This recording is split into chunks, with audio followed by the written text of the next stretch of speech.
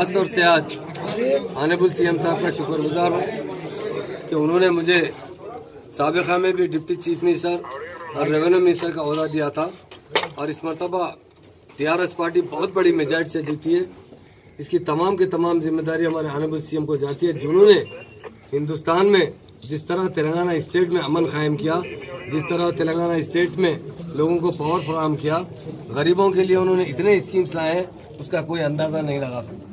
Telangana state बनने से पहले तेलंगाना के हिस्से में 40, 45, 48 हज़ार करोड़ से बढ़कर नहीं आए और हमारे ऑनरेबल सीएम साहब ने 4 साल के अंदर हमारा जो 2018-19 का बजट है 1,74,000 करोड़ का है। एवरी ईयर नियरली 30% ग्रोथ आता रहा। ये हमारे हम लोग किस्मत वाले लोग हैं तेलंगाना के अवाम। अल्लाह ताला ने हमें बहुत अच्छा लीडर नसीब फरमाया। सीएम साहब ने मुझे होम मिनिस्टर का ओहदा दिया है। मैं यही अल्लाह ताला से दुआ करूंगा कि अल्लाह ताला मुझे सही खिदमत करने का मौका दे। मैं एक बात आपके जरिए आवाम को बताना चाहता हूं कि पुलिस डिपार्टमेंट सिर्फ आवाम की सेवा करने के लिए बनाया गया डिपार्टमेंट है और ये हमेशा मैं खुद भी फ्रेंडली आवाम के साथ रहूंगा और हमारा पूरा डिपार्टमेंट आवाम के साथ फ्रेंडली रहेगा और उनकी हिफाजत करता रहेगा। खास तौर से हमारे ऑनरेबल सीएम साहब ने तेलंगाना बनने के बाद जिस तरह लैंड ऑर्डर को कंट्रोल किया उसकी मिसाल हिंदुस्तान में नहीं मिलती। जब हम लास्ट जो हमारे 4 चीफ मिनिस्टरों में जब हम मूवमेंट चलाते रहे, सबसे पहले चंद्रबाबू नायडू रहे, बाद में वाइस राजशेखर रेड्डी साहब रहे, रोशिया साहब रहे, किरण कुमार रेड्डी साहब, इसलिए नाम ले रहा हूँ। उन्होंने खुद मुंह से कहा था स्पीच के अंदर कि तेलंगाना लेंगे तो यहाँ पर हिंदू मुस्लिम फिसादात बर्पा हो जाएंगे, यहाँ पर नक्सलिज्म आ जाएगा, यहाँ पर पावर नहीं मिलेगा 5-6 घंटे से बढ़ के। मगर आज पूरा उल्टा हो चुका है।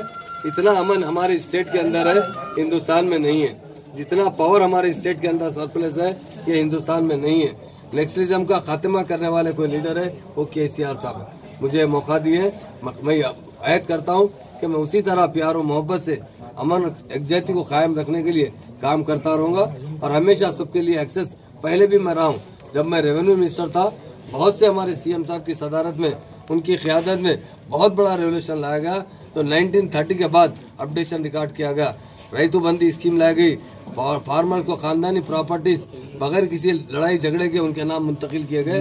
बहुत बड़ा काम हुआ है रेवेन्यू में भी जो 1930 के बाद हुआ है और अब भी इस डिपार्टमेंट में भी बहुत अच्छा काम। पहले भी हमारे होम मिनिस्टर साहब नयन नरसिम्हा रेड्डी साहब ने बहुत अच्छा काम किया और हर काम हमारे सीएम के राय मशवरे से करते हैं, क्योंकि वो एक हमेशा वाच करते रहते हैं कि कहीं किसी जगह खामी ना हो। डेफिनेट आने वाला वक्त भी बहुत अच्छा गुजरेगा। मैं आवाम से ये कहता हूँ तेलंगाना के अंदर खासतौर से हैदराबाद में सारे तेलंगाना में तो कैमरों का जाल बिछाया जाएगा, सीसी कैमरों का, और उसके अलावा शी टीम्स को बहुत डेवलप किया जाएगा। सारे तेलंगाना में इंशाल्लाह सबसे ज्यादा प्रेफरेंस अमन को दिया जाएगा और कोई भी राउडीज्म का काम करेगा सख्त से सख्त सजा दी जाएगी। पीडी एक्ट भी हमारे पास बुक किया जा रहा है। तमाम उन लोगों को मैं एक इंतबाह देता हूँ मीडिया के जरिए, बिल्कुल आप अमन शायरी यानी जिस तरह शहरी अमन चाहते हैं वो अमन में आप भी शामिल होकर हमारे शहर में और तेलंगाना में अमन कायम कीजिए। पुलिस हमेशा आपका साथ देते रहेगी। जितने पुलिस की तरफ से नए नए स्कीम लाते हुए उसको लोगों की राहत पहुंचाएगी, जरूर उसमें और डेवलपमेंट लाया जाएगा और अच्छे से अच्छा काम करते हुए जिस तरह आज पुलिस हमारी फ्रेंडली पुलिस इंडिया में नंबर 1 है तेलंगाना की, इसी को कायम रखा जाएगा। और भी इसमें जो खामियां हैं उसके बाद हम तमाम लोगों से हमारे अहदेदारों से मीटिंग करेंगे, कमिश्नर साहब, डीजीपी, अदर ऑफिसर से मीटिंग करने के बाद जो जो चीजों की खामी है उसे दूर करते हुए अच्छी से अच्छी खिदमत करेंगे। बताइए, ये जवाब सीएम साहब देंगे।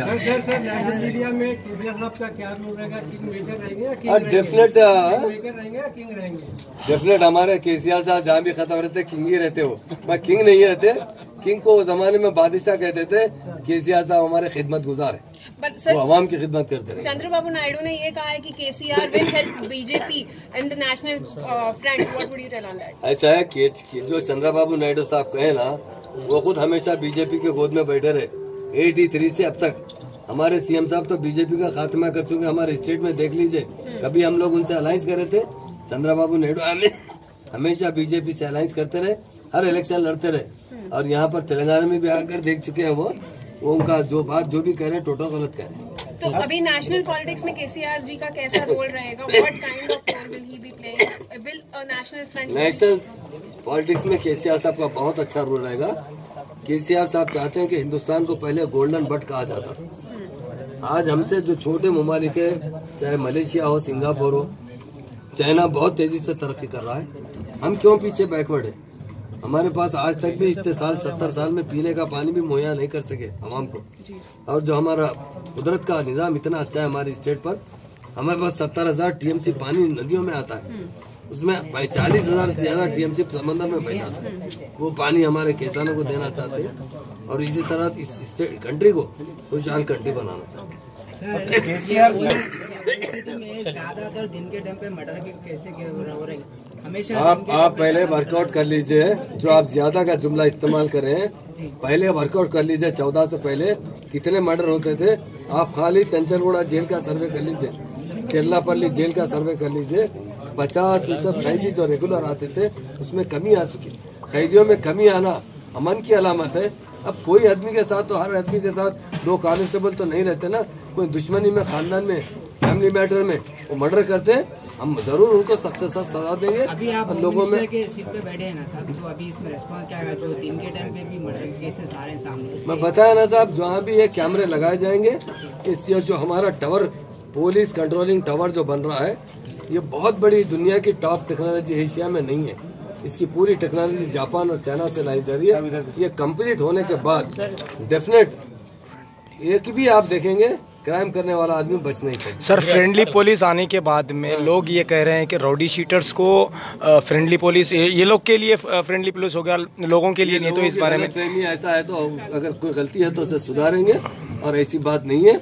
आपको एक ही मिसाल अभी दिया ना, आप चंचलगुड़ा जेल कल जाइए, चेरलापल्ली जेल जाइए, रेगुलर जो कैदी आते थे 50 से 55% की कमी आ चुकी है। इंशाल्लाह अच्छे से अच्छा अरेंजमेंट और भी आगे करेंगे। हम अल्लाह ताला से दुआ करते हैं, जो भी भगवान से दुआ करते हैं हमें शक्ति दे, हम ज्यादा से ज्यादा आवाम की खिदमत करें।